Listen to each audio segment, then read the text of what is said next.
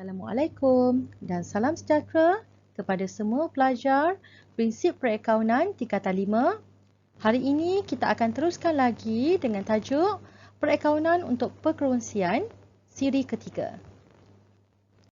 Standard pembelajaran untuk hari ini, akaun pengasingan untung rugi. Pelajar-pelajar akan dapat menghasilkan akaun pengasingan untung rugi dalam bentuk format penyata. Pelajar-pelajar juga dapat menyediakan akaun modal dan akaun semasa menggunakan kaedah modal tetap. Pelajar-pelajar dapat merekod faedah atas pinjaman berkongsi dalam akaun semasa dan juga menghasilkan penyata kewangan perkongsian berdasarkan maklumat yang berkaitan dalam bentuk format penyata. Okey, baiklah pelajar-pelajar. Cikgu akan sambung dengan soalan yang telah cikgu berikan dalam pengajaran yang lepas dalam siri kedua, di mana kita telah pun membuat pengiraan dan penyelarasan dalam maklumat tambahan yang diberikan. Hari ini, cikgu ingin membuat sedikit pembetulan atau penambahan di mana cikgu terlepas pandang dalam siri kedua, iaitu untuk maklumat tambahan 2 Roman. Simpanan tetap dibuat dalam tahun 2000X4. Pelajar-pelajar telah pun kira faedah simpanan tetap iaitu 5% darabkan dengan 20,000 dalam setahun, kamu akan dapat RM1000. RM1000 ini merupakan faedah simpanan tetap yang sepatutnya diterima untuk tahun 2000X4. Inilah hasil yang sebenar-benarnya berlaku untuk faedah simpanan tetap yang kita akan masukkan dalam akaun untung rugi bahagian hasil. Okey. Walau bagaimanapun, dalam maklumat perakaunan yang diberikan, ditunjukkan di sini faedah simpanan tetap yang telah diterima oleh perkongsian ABC adalah sebanyak 600. Maksudnya di sini, kita telah menerima atau perkongsian ABC ini telah menerima RM600 faedah simpanan tetap. Sedangkan faedah simpanan tetap yang sepatutnya diterima adalah 1000. Di sini ada perbezaan. Jadi 1000 tolak 600, kamu akan dapat RM400. Okey, 400 ini dikira sebagai faedah simpanan tetap yang belum diterima. Faedah simpanan tetap yang belum diterima sebanyak RM400. Faedah simpanan tetap belum terima perlu direkodkan dalam penyata kedudukan kewangan bahagian aset semasa, kerana ini merupakan harta kepada perniagaan, di mana harta perniagaan berada pada pihak luar. Masih ada pada pihak luar yang belum kita perolehi. Jadi, kita akan rekodkan dalam atau bahagian aset semasa. Okey, itu saja pembetulan yang cikgu nak buat. Okey, kita teruskan. Okey. Dalam pengajaran yang lepas juga, cikgu telah pun mengajar kamu bagaimana mengira maklumat yang diberikan dalam perjanjian perkongsian. 1 hingga 3 Roman. Cuma 4 Roman cikgu belum tunjukkan. Kerana cikgu dah bagi tahu pada kamu, 4 Roman ni hanya boleh dikira selepas kita menyediakan akaun pengasingan untung rugi. Okey Itu step yang kedua. Step pertama tadi apa? Membuat penyelarasan dalam maklumat tambahan. Yang kedua, kita kena kira maklumat yang diberikan dalam perjanjian perkongsian. Okey. Step yang seterusnya, membuat pengelasan akaun-akaun yang diberikan dalam maklumat perakaunan. Okey, kita mulakan dengan akaun yang pertama iaitu akaun modal. Kita akan masukkan dalam PKK. Iaitu di bahagian ikuti pemilik. Tapi kita bukan masukkan ni dalam PKK. Kita akan masukkan selepas kita menyediakan akaun modal. Baki daripada akaun modal ni baru kita masukkan dalam PKK. Akaun semasa. Akaun semasa juga kita masukkan dalam PKK, iaitu bahagian ikuti pemilik. Sama juga macam akaun modal, kita perlu sediakan akaun semasa setiap berkongsi. Kemudian baki akaun semasa setiap berkongsi barulah kita akan masukkan dalam PKK bahagian ikuti pemilik. Susut nilai terkumpul, kelengkapan kedai dan kenderaan kita akan masukkan dalam PKK, iaitu bahagian susut nilai terkumpul. Ya.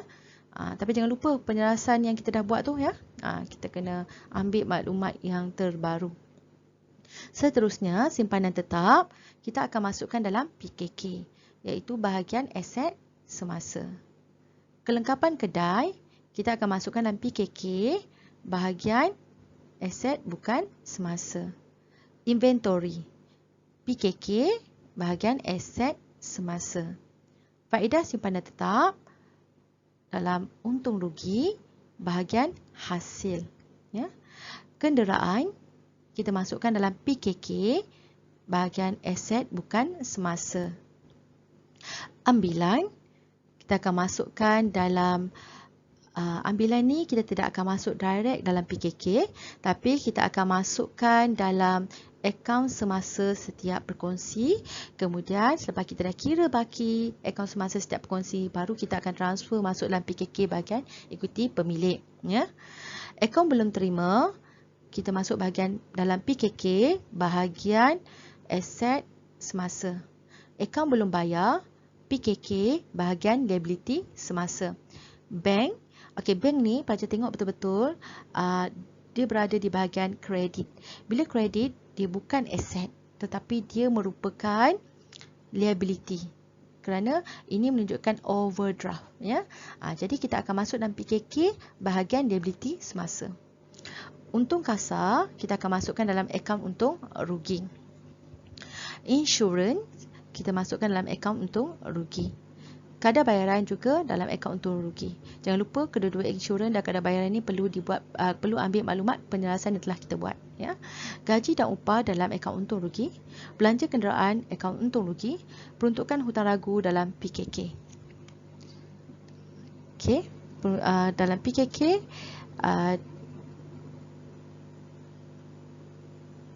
dan juga dalam akaun untung rugi.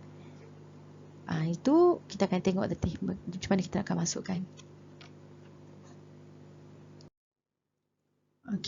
Di sini cikgu dah highlightkan maklumat-maklumat yang ada penyelarasan, ya, di mana kita kena ambil maklumat yang terkini, ya.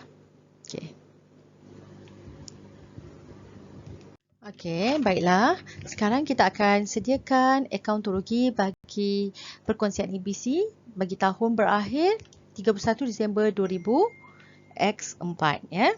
Mula-mula sekali kita akan masukkan maklumat untung kasar, ya, yang kita ambil daripada maklumat perakaunan yang diberikan, iaitu sebanyak 69,000. Kemudian kamu perlu tambahkan dengan hasil, iaitu hanya ada dua hasil dalam soalan ini, iaitu faedah simpanan tetap dan pengurangan peruntukan hutang ragu. Ya, di mana faedah simpanan tetap sebanyak 1,000 dan pengurangan peruntukan hutang ragu sebanyak 260. Kamu tambahkan, kamu akan dapat 1,260. Kemudian jumlah hasil ini kamu perlu tambahkan dengan untung kasar dan kamu akan dapat jumlahnya sebanyak 70,260. Ya, ini cikgu ingatkan di sini, pengiraan yang telah kamu buat di maklumat tambahan, kamu transfer masuk ke dalam akaun ini, ya, dalam akaun untung rugi dan juga dalam PKK. Kenapa cikgu minta kamu transfer masuk dalam ni? Kerana in case jawapan kamu di sini salah, sekurang-kurangnya kamu boleh mendapat markah pada pengiraan. Okey. Seterusnya, kita perlu tolakkan dengan belanja, ya. Dalam soalan ini ada belanja susut nilai kelengkapan kedai, ya, susut nilai kenderaan, ya, kadar bayaran, insurans, hutang lapuk, gaji dan upah, belanja kenderaan. Ya. Di mana yang cikgu kamu lihat pengiraan-pengiraan yang cikgu tunjuk di sini, semuanya cikgu dah ajar pada kamu dalam di bahagian maklumat tambahan, ya, bagaimana untuk mengira setiap item ini. Ya, kamu transfer masuk ke sini, ya. Jumlah belanja yang kamu perolehi di sini adalah 44,010, ya. Apa yang perlu kamu buat? Kamu kena ambil jumlah hasil, tolakkan dengan jumlah belanja, ya. Barulah kamu akan dapat untung bersih atau rugi bersih. Di sini kamu akan dapat untung bersih ya, kerana jumlah hasil lebih banyak daripada jumlah belanja ya, dan kita tolakkan, kemudian kamu akan dapat 26,250 ini sebagai untung bersih. Untung bersih ini kita akan bawa ke dalam akaun pengasingan untung rugi ya, bersama-sama item yang telah kamu kira dalam perjanjian perkongsian. Okey. Ya, ni dia item-item yang kamu dah kira dalam perjanjian perkongsian ni, kita akan masukkan ke dalam akaun pengasingan untung rugi. Dan jangan lupa satu lagi, iaitu ambilan ya, ambilan. So di sini apa yang nak masukkan dalam akaun pengasingan untung rugi? Yang pertama, untung bersih yang kita dapat daripada akaun untung rugi. Yang kedua, semua item yang berada dalam perjanjian perkongsian. Dan yang ketiga, ambilan ya, yang terdapat dalam maklumat perakaunan. Okey, di sini cikgu telah pun jumlahkan ya, faedah atas ambilan, faedah atas modal dan gaji berkongsi. Ya, kerana amount yang kita akan masukkan dalam akaun pengasingan untung rugi, kita akan masukkan jumlah sahaja. Kita tidak akan masukkan iaitu kita tak masukkan untuk setiap perkongsi. Ya, memang kita kira untuk setiap perkongsi, tetapi apabila kita nak masukkan dalam akaun pengasingan untung rugi, kita akan masukkan jumlahnya sahaja. Ya, tiga ni. Okey, seterusnya kita perlu menyediakan akaun pengasingan untung rugi bagi tahun berakhir 31 Disember 2000X4 ya. Okey, mula-mula sekali kita perlu masukkan untung bersih yang kita perolehi daripada akaun untung rugi ya, iaitu sebanyak 26,250. Okey, kemudian kita perlu tambahkan dengan faedah atas ambilan iaitu sebanyak 1,120. Ini merupakan jumlah faedah atas ambilan Ali, Bala dan Chu ya. Okey, kita akan dapat jumlahnya sebanyak 27,370. Okey, kemudian kita perlu tolakkan dengan faedah atas modal, jumlahnya sebanyak 3,500. Ya.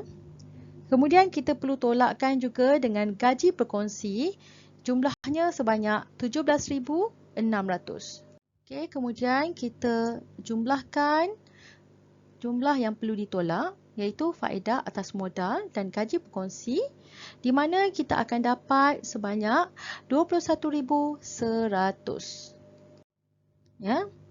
Kemudian kita ambil 27,370, tolakkan dengan 21,100, kita akan dapat 6,270. Okey, jadi 6,270 ini adalah untung ya, yang akan diagihkan kepada pekongsi-pekongsi. Okey, bagaimana cikgu tahu bahawa untung? Di sini kerana jumlah hasil lebih banyak daripada jumlah belanja, jadi kita dapat untung. So, untung ini kita akan agihkan kepada pekongsi-pekongsi mengikut nisbah yang telah ditetapkan dalam perjanjian perkongsian. Ya, kita lihat dalam soalan. Ya, di mana nisbah yang ditetapkan adalah 5, nisbah 3, nisbah 2. Maksudnya di sini, jumlah keseluruhan adalah 10 ya. 5 tambah 3 tambah 2 sama dengan 10. Okey, Ali akan mendapat 5 bahagian daripada 10. Bala akan mendapat 3 bahagian daripada 10. Dan Chu akan mendapat 2 bahagian daripada 10. Okey, so cara pengiraannya, jumlah untung yang diperolehi akan diagihkan kepada Ali, Bala dan Chu mengikut nisbah yang telah ditetapkan ya. Iaitu Ali 5 bahagian daripada 10.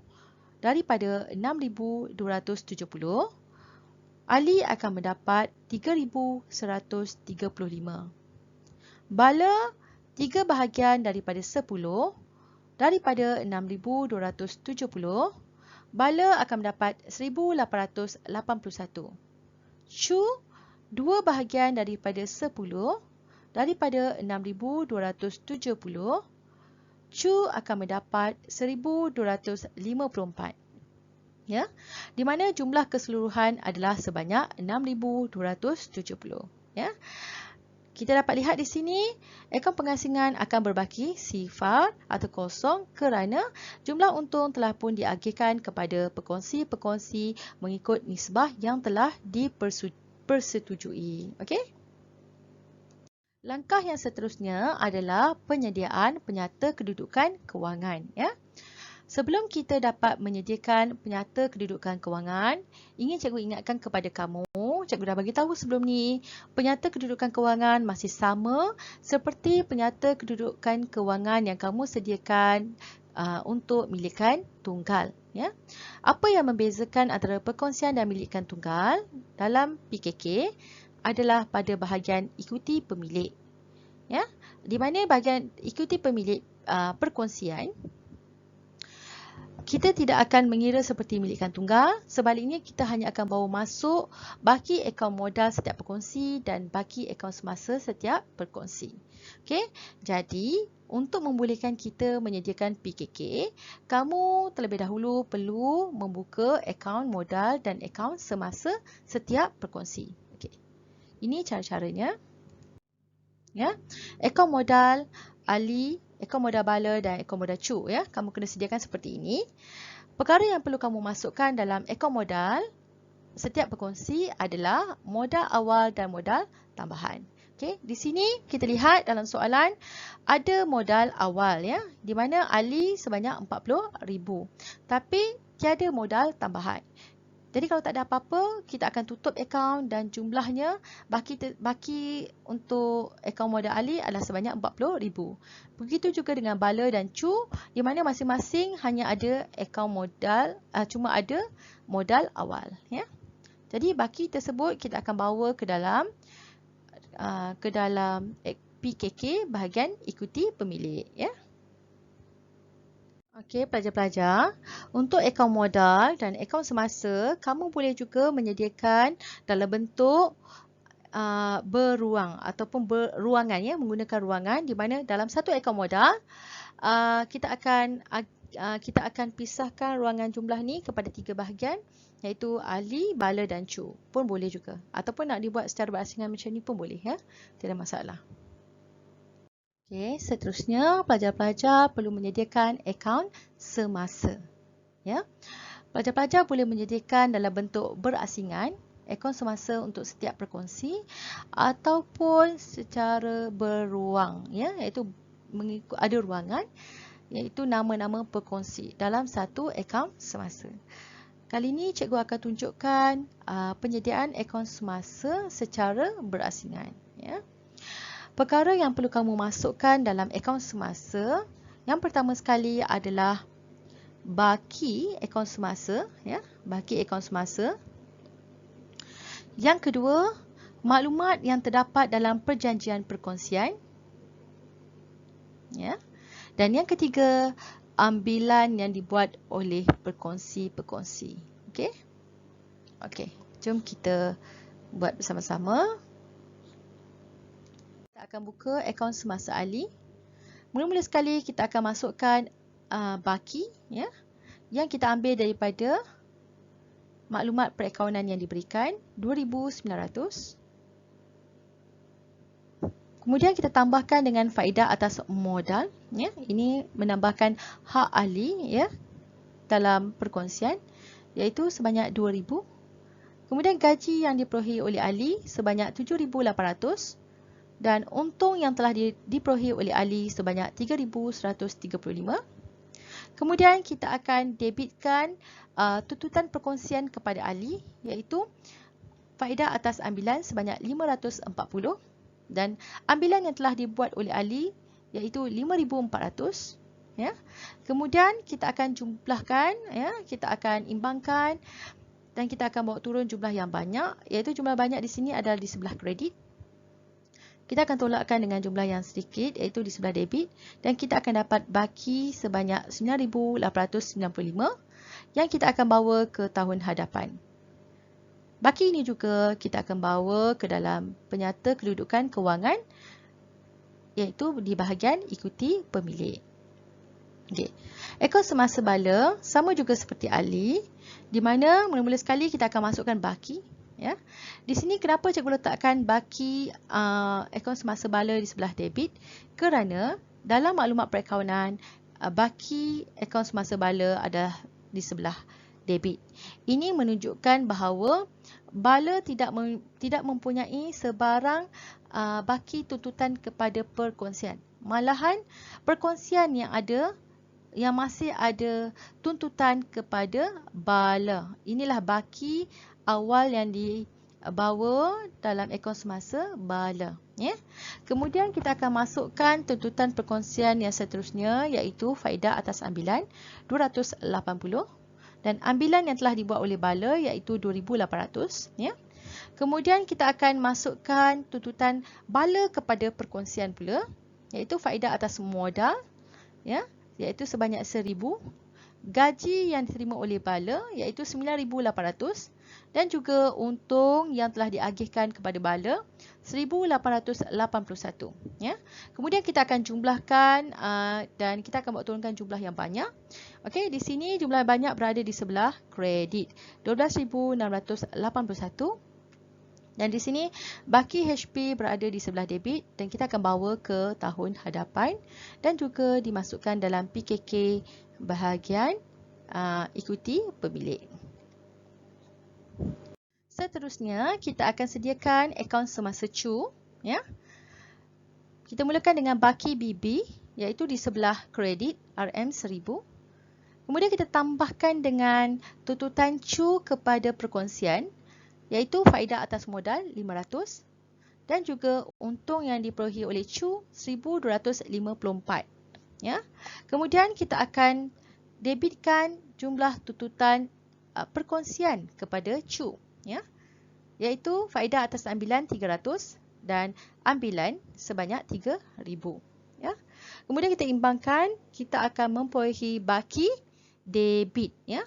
Baki debit dalam akaun semasa cu yang menunjukkan cu masih mempunyai tuntutan perkongsian terhadapnya. Ya. Bukan tuntutan cu kepada perkongsian, tapi tuntutan perkongsian kepada cu, iaitu sebanyak 546. Yang kita akan masukkan dalam akaun dalam penyata kedudukan kewangan bahagian ikuti pemilik.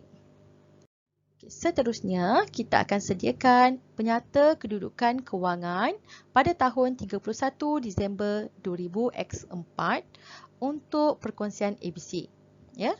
Seperti yang cikgu beritahu kamu pada awal-awal pembelajaran, penyata kedudukan kewangan perkongsian adalah sama dengan penyata kedudukan kewangan milikan tunggal. Ya. Yang membezakan hanyalah pada ruangan ikuti pemilik. Yang lainnya sama sahaja. Di mana format penyata kedudukan kewangan juga sama, iaitu ada ruangan perkara, ya, ada ruangan kos, susut nilai terkumpul, nilai buku dan jumlah. Aset bukan semasa untuk perkongsian ABC. Dalam soalan hanya ada dua sahaja, iaitu kelengkapan dan kenderaan. Okay.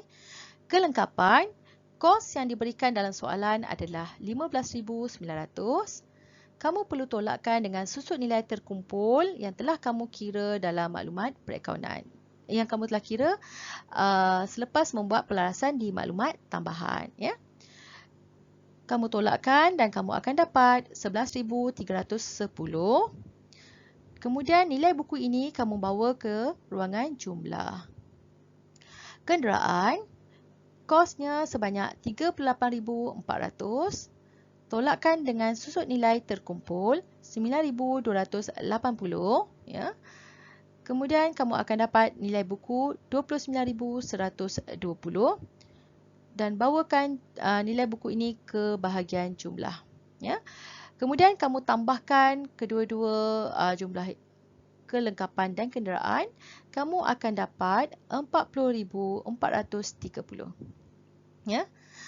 Untuk aset semasa, yang pertama, simpanan tetap, ya, iaitu sebanyak RM20,000. Kamu letak di ruangan nilai buku. Kenapa cikgu letak di ruangan nilai buku? Kerana di sini kita lihat ada lebih daripada satu aset semasa, kan? Jadi kita kena jumlahkan dulu, ya, sebab ada kerja yang kita perlu buat selepas ini untuk mendapatkan modal kerja, ya. So jumlah aset semasa, jadi simpanan tetap adalah sebanyak RM20,000. Inventory akhir sebanyak RM25,480, ya. Akaun belum terima, di sini kamu kena tunjukkan pengiraan yang telah kamu buat dalam penyelarasan di maklumat tambahan. Kamu akan dapat kos sebanyak RM11,000. Kemudian kamu perlu tolakkan peruntukan hutang ragu yang kamu perolehi dalam maklumat tambahan, ya, iaitu sebanyak RM220. Kemudian kamu akan dapat, selepas kamu ambil akaun belum terima, tolak peruntukan hutang ragu, kamu akan dapat RM10,780 yang kamu bawakan di ruangan nilai buku. Insurans prabayar sebanyak RM480. Faedah simpanan tetap belum bayar sebanyak RM400. Kemudian kamu jumlahkan keseluruhan aset semasa, kamu akan dapat RM57,140. Ya, ini adalah jumlah aset semasa. Saya masih letakkan di bahagian nilai buku, ya, kerana saya akan tolakkan nanti dengan liability semasa untuk mendapatkan modal kerja. Okey, sekarang kita kirakan pula bahagian liability semasa, iaitu akaun belum bayar sebanyak RM5,100. Bank, seperti kamu tahu sebelum ni, bank berada di dalam aset semasa. Tapi untuk soalan ini, bank berada pada ruangan liability semasa kerana bank ini berada di sebelah kredit. Sekiranya dia berada di sebelah kredit, itu menunjukkan overdraft. Kalau kamu tak tulis overdraft pun tidak ada masalah, kamu tulis bank sahaja, tapi kamu letakkan di bahagian liability semasa, iaitu sebanyak RM6,000. Kadar bayaran belum bayar RM320. Jumlah liability semasa RM11,420. Kamu ambil jumlah aset semasa, tolakkan dengan jumlah liability semasa, kamu akan dapat modal kerja sebanyak RM45,720. Modal kerja RM45,720. Macam mana cikgu dapat? Cikgu ambil aset semasa, tolak liability semasa, ya. Kemudian kamu ambil jumlah aset bukan semasa, kamu tambahkan dengan modal kerja, kamu akan dapat jumlahnya sebanyak RM86,150. Di mana jumlah ini mesti sama dengan jumlah ekuiti pemilik ditambahkan dengan liability bukan semasa. Okey, kita lihat bahagian ekuiti pemilik. Seterusnya, kita akan sediakan ekuiti pemilik untuk perkongsian ABC, ya. Seperti yang cikgu beritahu kepada kamu sebelum ini, bahagian ekuiti pemilik dalam penyata kedudukan kewangan untuk perkongsian ada perbezaan dengan ekuiti pemilik untuk milikan tunggal, ya. Ekuiti pemilik perkongsian, kita akan rekodkan baki akaun modal setiap perkongsi dan juga baki akaun semasa setiap perkongsi. Okey. Di sini, baki akaun modal Ali, Bala dan Chu masing-masing RM40,000, RM20,000 dan RM10,000. Cikgu ambil daripada akaun modal yang kita sediakan sebelum ini. Ya. Yang kita sediakan sebelum ini iaitu akaun modal Ali, Bala dan Chu, ya. Ini baki masing-masing yang kita akan masukkan ke dalam penyata kedudukan kewangan bahagian ekuiti pemilik. Okey. Kemudian kita jumlahkan dan kita akan dapat jumlahnya sebanyak RM70,000, ya. Seterusnya, kita senaraikan pula baki semasa Ali, Bala dan Chu, ya.